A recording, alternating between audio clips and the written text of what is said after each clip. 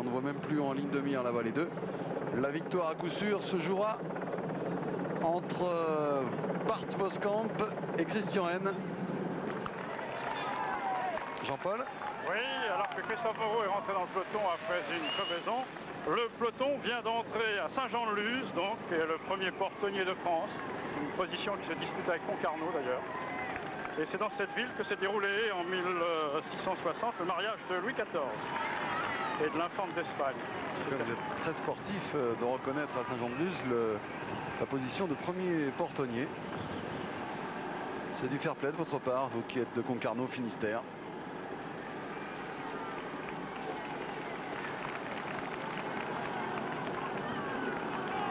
De Maurice Ravel. Pour le mariage royal que vous évoquez, n'était-ce pas à cette occasion qu'on avait vu un roi entrer à cheval dans l'église? Oui, oui, oui. On en a parlé, je ne sais pas si c'est une légende. Revenons à la course avec ces deux athlètes donc poursuivis par ces trois hommes. Les deux athlètes, ce sont eux, Bart Voskamp et Christian N. Alors, en cas de victoire de Bart Voskamp, ce sera le tour vraiment réussi pour les TVM, puisque les TVM auront remporté 2 victoires d'étape, puisque Blaine Evans l'a déjà emporté. Alors, nous sommes à 2 km de l'arrivée. Et quant au Deutsche Telekom, eux, ce sera vraiment une position hégémonique sur le Tour de France. Ils ont le maillot jaune, ils ont le maillot vert, ils ont le classement du meilleur jeune, ils ont le classement de la combativité avec Björn Ries. C'est bien tout de même que Björn Ries ait le classement de la combativité et le maillot jaune. Oui. Oui, c'est la preuve que nous avons un maillot jaune, très combatif. Nous avons un maillot jaune avec beaucoup de panache. Sauf erreur de ma part, ça fait la 5e victoire d'étape pour les Télécoms. Rich en a gagné 2, Isabelle 2. Exact.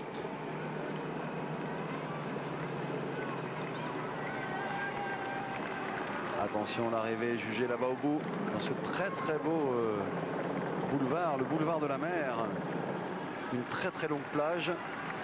Vous faites un footing, vous dites je vais au bout de la plage et je reviens, vous faites des kilomètres, je peux vous le dire. C'est la flamme rouge qu'on aperçoit là-bas, le dernier kilomètre pour les deux hommes. C'est N qui mène, un peu comme d'habitude, j'allais dire. Alors la 5e victoire pour les Télécoms, ou la 2e pour les TVM.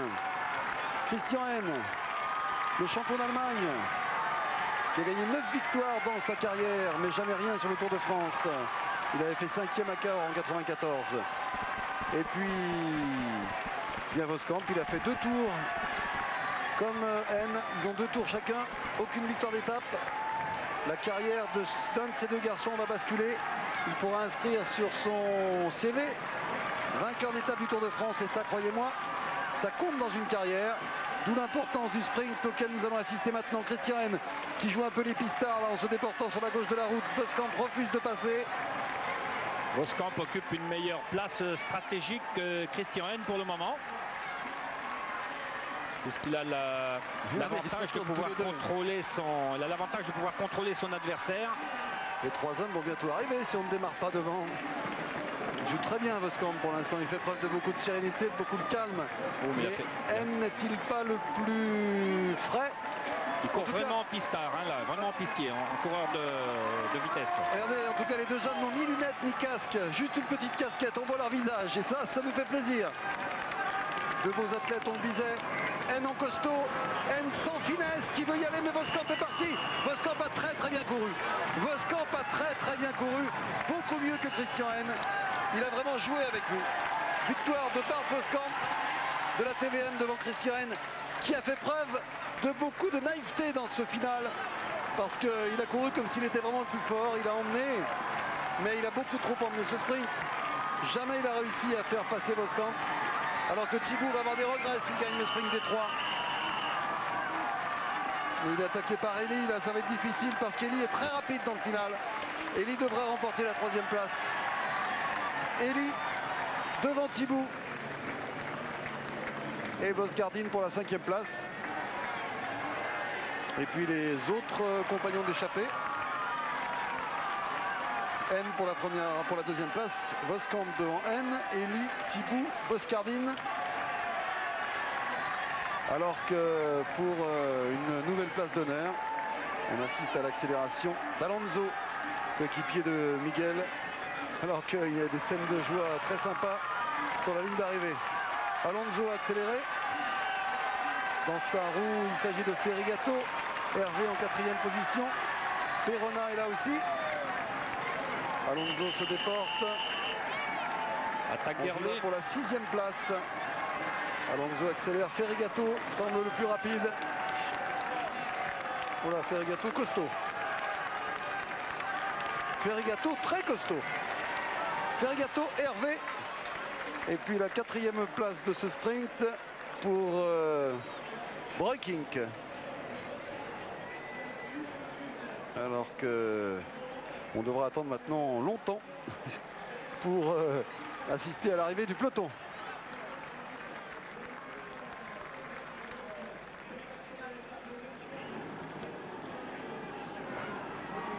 Jean-René est avec Boscardine, oui, l'italien.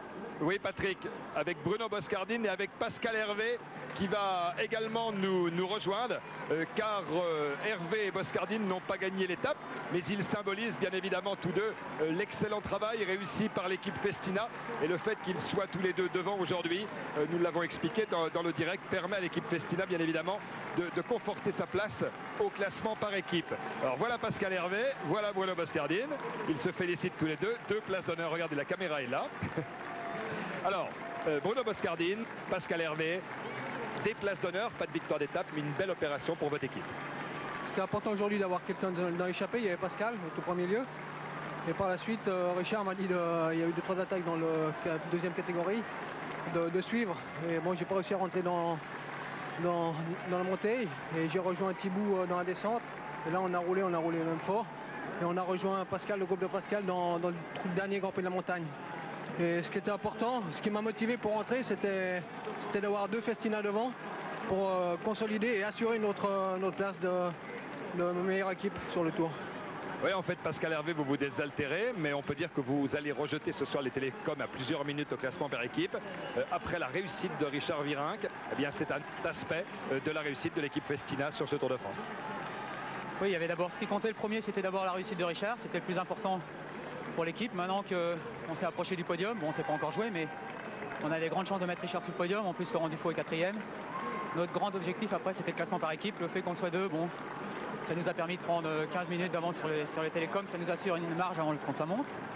Donc au début, on a roulé pour le classement par équipe, et puis après, on a pensé au gain de l'étape. Bon, on n'a pas réussi, mais on a réussi 50% de notre objectif aujourd'hui. Pascal Hervé, il y a un bel esprit dans cette équipe Festina. Il y a Richard Virenque, bien sûr, qui est le mieux placé, le plus connu, le plus médiatique. Mais il y a un véritable groupe. Là, c'est ce qui m'a poussé à signer 3 ans dans cette équipe, c'est que c'est un peu ma deuxième famille et l'ambiance qui y règne est excellente. Donc à partir de là, il n'y avait aucune raison de changer. Et tous les gens qui me connaissent savent que je fais très attention à l'esprit d'équipe. Et c'est pour ça que je m'y sens bien.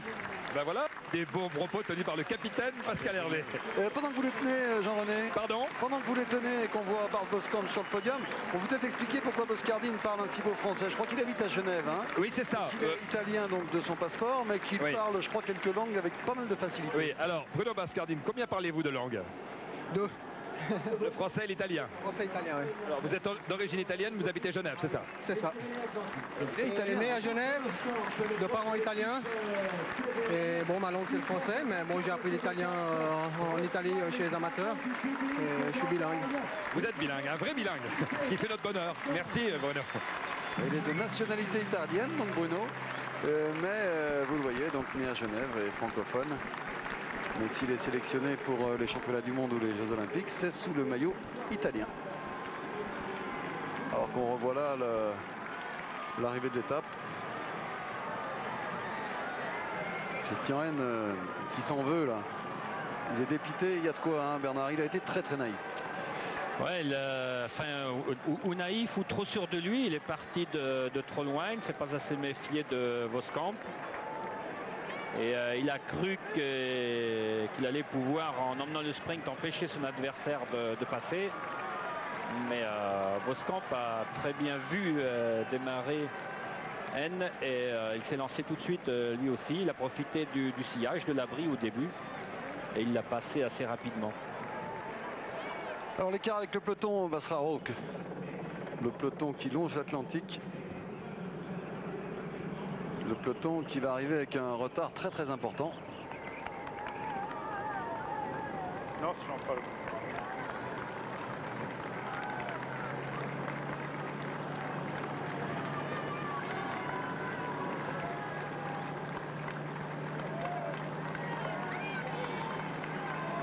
Alors que bien le peloton ici, mais il pense un petit peu aux vacances, hein, là, le peloton. Il a une très très dure journée de labeur hier. Et bien là, il n'y a plus rien à faire. Il n'y a plus grand chose à gagner. Quelques points pour le maillot vert, mais très très peu. Et bien pour les coureurs, c'est une journée de récupération. Une journée qu'ils peuvent mettre à profit pour essayer d'accumuler des forces en prévision de l'étape de demain. On dit que l'étape de Bordeaux va souvent se disputer au sprint. Il peut y avoir des échappées. Jean-René avec Bruno Thibault. Bruno Thibault qui lui aussi obtient une place d'honneur. Place d'honneur probablement synonyme de déception, Bruno Thibault. Déception, oui, parce que être devant pour la gagne à une étape du Tour, c'est vraiment très difficile. Cette année, j'ai essayé quelques coups, mais ça m'a jamais réussi. Et là, je commençais à y croire, surtout quand on est sorti à 5-6 là, sur le final. Mais j'ai accusé la course-poursuite que j'ai effectuée avec Boscardine pour revenir sur l'échappée, qui en avait quand même une minute de retard. Et l'effort effectué à ce moment-là, je l'ai replié sur le final. Vous avez de beaux yeux, Bruno Thibault, hein, de beaux yeux clairs. Exactement. Oui, on va montrer vos beaux yeux clairs. Je vais simplement lever un petit peu votre casquette. Voilà. Ça serait dommage de priver les gens d'aussi beaux yeux, Bruno. Allez-y, continuez. Ouais, il paraît, mais bon, je laisse la casquette parce que j'ai une coupe de cheveux assez... C'est la coupe Motorola, ça. C'est la coupe Motorola, mais bon, c'est assez aérodynamique. Je préfère garder la casquette. Si elle me voit, ça va lui faire drôle. Ah bon, elle reconnaîtra au moins vos yeux. Alors, donc, place d'honneur, vous l'avez expliqué. Finalement, bon, vous terminez bien cette étape, mais il y a peu de chance de gagner une étape dans le Tour de France. C'en était une aujourd'hui. Oui, c'est vrai que les ouvertures sont assez rares. Surtout cette année, j'ai essayé plusieurs coups, mais aucun n'a réussi. Je crois que c'est la première étape où j'avais un petit peu l'opportunité pour la gagne. Et puis, il m'a manqué cette petite puissance explosive sur le final pour pouvoir suivre l'attaque de N. Et bon, voilà, c'est dommage parce que ça ne se représente pas tous les jours. Et en plus, pour votre équipe Motorola, on en attendait beaucoup sur ce Tour de France. Et puis, place d'honneur, mais pas de victoire d'étape. Personne de véritablement classé au général. Pour l'instant, le bilan est décevant. Oui, décevant, mais vous savez, on a fait notre... L'abandon d'Armstrong, bien sûr, au début. L'abandon d'Armstrong, de Ski Hendrick avait une tendinite. Vous savez, avec Madouas et puis Vanzela, on a tenté beaucoup de choses. On a donné le meilleur de nous-mêmes, donc on n'a rien à se reprocher. C'est certain qu'on évoluait un ton en dessous des premiers, des plus forts. Et bon, j'espère que la roue va tourner. Et puis bientôt, ce sera nous qui allons être devant la scène. Parce qu'il n'y a pas de raison que ça nous sourisse jamais. À force d'attaquer, ça va bien sourire un jour. Et puis bon, on garde le moral quand même avec Madouas. C'est avec Madouas. Merci Bruno Thibault. Merci à Bruno Thibault qui est souvent placé mais rarement vainqueur. Il a gagné l'étape du Tour du Danemark. Il avait terminé 2e du Tour de Vendée, 3e du championnat de France contre-la-montre, 5e de 2 championnats de France. Il a eu beaucoup de places d'honneur, mais ça ne suffit pas. Alors Jean-Paul, vous arrivez vers nous? Oui, j'arrive tout doucement vers vous. Je borde la mer en ce moment et nous sommes passés il y a quelques kilomètres déjà à Urugne, dont vous avez parlé de l'équipe de rugby, bien sûr. Et il y a une église ici, il existe une église ici du XVIe siècle avec un cadran solaire qui porte une inscription un peu particulière. En latin, c'est Vulnerant omnes ultima necat, et ça veut dire chaque heure nous blesse et la dernière nous tue. Ah, c'est beau, c'est pas très optimiste comme vue de l'existence, mais c'est une phrase qu'on aurait pu entendre dans une émission de Jacques Chancel qui nous a rejoint. Chaque heure nous blesse et la dernière nous tue. Jacques, non, je voulais juste vous faire part, puisqu'on n'a pas beaucoup d'actualités sportives là, de cette phrase qui figure sur un cadran solaire dans une église tout près d'ici. Et cette phrase dit